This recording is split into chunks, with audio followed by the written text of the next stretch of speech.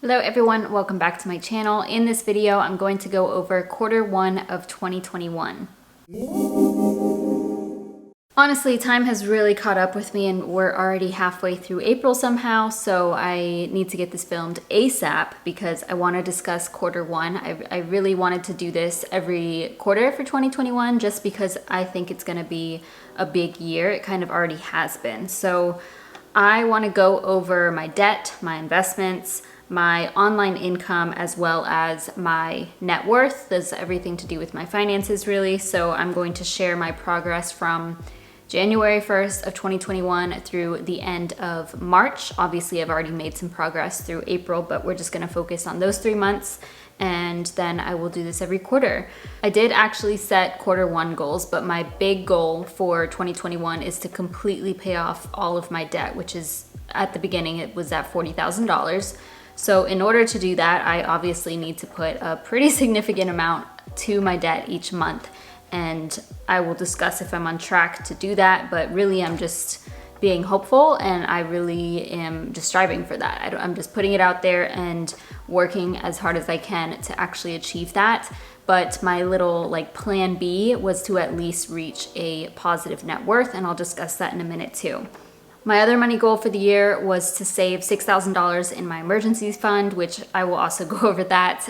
But for quarter one, I did set a couple of goals, and the first one was to pay off like $7,000 to $8,000 of debt, which I actually did not reach. And then my other goal was to earn over like $3,000 or more from online income, which I did reach. So let's just go ahead and get into the numbers. If you have any questions, please let me know, but everything should be straightforward. If you've been watching, then you already know all this, but it's just a good summary of everything. So I'm gonna start with my debt, and on January 1st, I started with $40,623.13 of total debt. This was my student loans and my car, and about a little over 4,000 of that was from my car. And at the end of March, I finished with $36,000 even of total debt, and that was just my student loans. So I did completely pay off my car in February, which is super exciting and a huge milestone that still I don't think has really hit me, but I am very grateful for it. And as you all know, I have, or maybe you don't know, but I have just been saving for my student loans as of right now because they are in forbearance and at 0% interest. So by the end of March, I also had saved $1,046.47. So if you subtract that from my $36,000 of total debt, that actually brings me to $34,953.53. So that's technically how much debt I have, considering I am saving this for my student loans. But yes, the actual amount is at 36. So if we count what I've actually paid in debt from $40,623 down to $36,000, I paid off $4,623.13. Again, the bulk of that was for my car. And then with my savings, it was actually $5,669. And like I said, my goal was $7,000 to $8,000 for quarter one, just because I honestly wasn't sure what I was able to do. But March was probably the setback of it because I only had saved a little over $600 that month because I had so many other expenses and went over budget in everything. So that is the main reason why I was not able to hit that goal, but I was close. So, almost $6,000 isn't too bad. And I'm still hopeful that I can pay all of my debt off this year. We also don't know what's gonna be happening in regards to student loans come September. So September is gonna be a really big month because by then I'm probably gonna have a pretty hefty chunk of money saved up for my student loans, and then we're gonna find out what's gonna actually happen with them because the forbearance could be continued. We could get $10,000 forgiven. We could at least have the interest still at 0%. I have no clue. None of us know. So we'll see. I'm still holding on to paying it all off this year. Next, I'll discuss my online income, which is super exciting. I'm not sure if anybody knows. I know that I put up videos every month on my online and extra income, but honestly not as many people watch them as my other videos. But I have been creating content online for over 10 years. I do have another channel, I have another blog, and I have never made over $1,000 online until January 2021.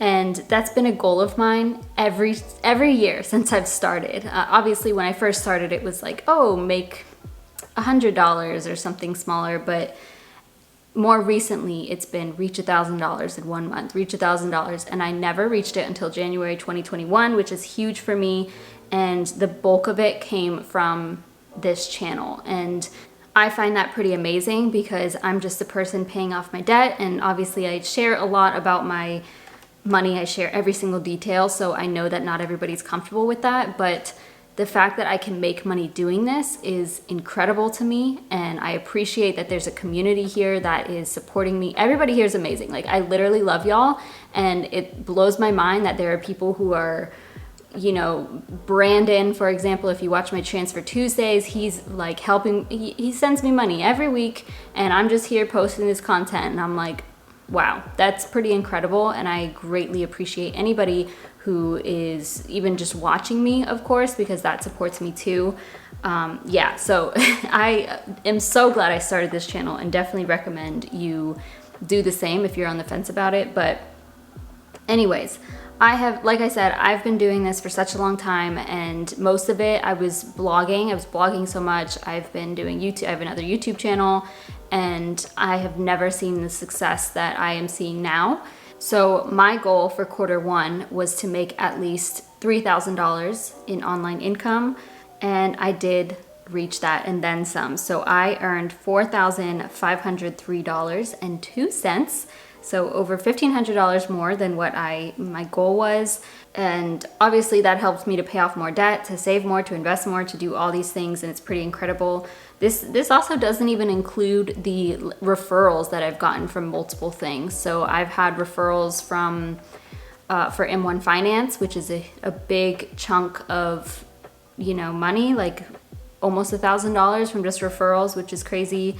I've had some referrals on other apps like Ibotta and Fetch, which gets me like a little bit in there. So yeah, the bulk of the 4,500 came from YouTube, this channel, and then Mediavine, which are the ads displayed on my lifestyle blog, livinglikeleila.com, and then from financial coaching. So, oh, and that is the other thing. So for Q1, I wanted to get paying clients for financial coaching. If you don't know, I started financial coaching back in October of 2020, and I started with 4 people for free.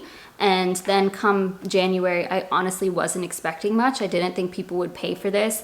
Granted, I did really lower my prices. Like, I wanted to have my prices be more, but I did lower them so I could, you know, get this started and get this going and have more under my belt. And yeah, by the end of March, I was working with 6 paying clients plus 1 non-paying, but that's because they're a family member. But that's incredible to me. First of all, because people trust me with, you know, sharing their finances and to help them with getting out of debt and improving their finances, which I absolutely love. I love financial coaching. I love all my clients. They are amazing. And I am super excited that I was able to get that started. It's definitely something that I want to continue to grow and take even further. I think I'll be open for new clients by the end of April, hopefully. I have some things going on, so we'll see. That wasn't another thing. So I had 0 clients at the start, 0 paying clients, and then that became 6 paying clients. So very grateful for that. Okay, I did want to touch on my investments. So I started my Roth, the only thing I have right now is my Roth IRA and then M1 Invest. So my Roth IRA started on January 1st at $5,012. I just rounded this. And then for Q1, I put in $650 to my Roth IRA. 100 of that went to the 2020 Roth IRA, but it's not a big deal. Same thing, really. And now my Roth IRA is at $6,017, so almost a $1,000 increase, even though I only put in $650. So that is the power of investing. My Roth IRA is all with VTSAX, and you can see that it grows pretty well on its own with even just a small amount. So I only have $6,000 total in there, but it grows on its own. Of that $6,000, I've only put in like $4,500 or so. I think that's how much it's grown on its own, which is incredible. Then the other account that I have is M1 Invest, and I opened that in February when they had their special promotion, which was invest $100 and you get $30. So I did take advantage of that. That is offered right now. So if you want to use my link, that's down below. That will help this grow even more. So I put in my $100, and obviously at the start of the year that was at 0. I did receive my referral or my bonus of $30 after signing up, and then I got so many referrals. So I am now at $924, and only 100 of that was from me. So it did grow a little bit, but the bulk of it is referrals, which I'm so grateful for. So if you use my link, thank you so much. Just know that it is supporting me and my future, and I am forever grateful for that. So if you do use my link though, you get $30 as well as I get $30. So that's how that works. So then that leads me to my net worth, which is something I'm really excited about and I've really been enjoying watching. I started tracking it on a spreadsheet. I will be making a video on how to create a little finance tracker like I have with your net worth tracker. And I started the year with negative 23,106. That's my net worth, negative 23,000. And at the end of March, it ended at negative 13,801. So my net worth grew by over $9,000, and I do expect to reach 0 way sooner than the end of the year. The bulk of it, obviously everything makes a difference. Like me paying off debt, me saving more, me investing, everything makes a difference. So that's what's contributing to it. And then of course the market doing well, because my Roth IRA has grown quite well. So I think I will reach 0 by the middle of the year. And obviously it depends on a few things, but at the rate that I am going, that I think that will happen sooner than I thought it would.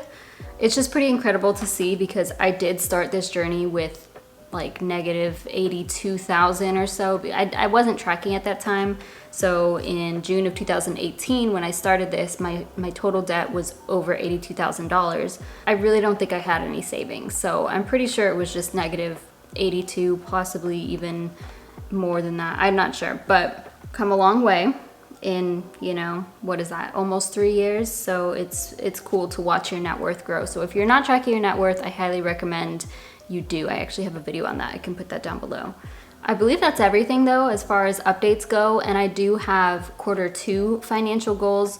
So it's basically the same idea. So I would like to save for my student loan debt payments. I would say like $6,000 to $8,000. I'm pretty sure. I'm gonna go higher. I'm gonna say $7,000 to $8,000 again. I should be able to hit that. Ideally, a lot more than that. And then I would again like to earn at least $3,000 in online income. I am lowering that a little just because April is a little bit iffy. I'm not sure how it's gonna work out yet, but I don't think I will. I don't know. We'll see. I don't want to say anything, but I'm gonna say at least $3,000 in online income from April, May, and June. And then I think I can reach a positive net worth. So that's another goal of mine for Q2, is to reach a positive net worth. And as far as investing and saving, I really just have a set amount. Oh, I was going to talk about my emergency savings. So I will update on how much I actually have. So I ended the month of March with $4,476.95 in savings. That's my emergency savings specifically. So I'm about $1,500 away from $6,000, and hopefully I can achieve that by the end of the year. And I do have multiple sinking funds, so obviously I have more cash than that, but I would prefer to use those sinking funds for those specific purposes. But I should be able to achieve that goal as well. Each month I've just been putting $150 into my emergency fund, but I will have to contribute a little bit more in order to reach that $6,000 goal, but I'm not worried about it. Same with my Roth IRA. I don't have a goal for that just because there's no point of me maxing out my investments at this point while I'm paying off debt. I'd rather prioritize debt. And so I just put in $150 to my Roth IRA now. Before it was like $100 a month, and now I'm doing $150. So that's all I worry about. No big goal there. I just continue that.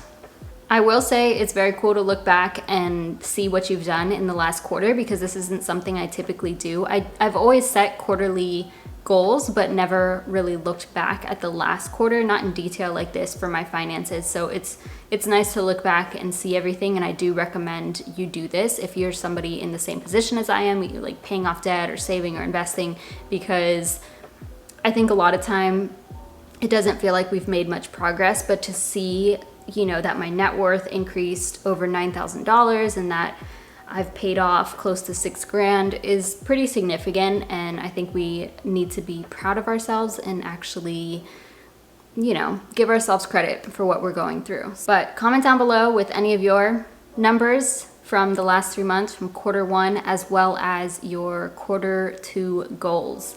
Thank you all so much for watching, and I'll see you in my next video.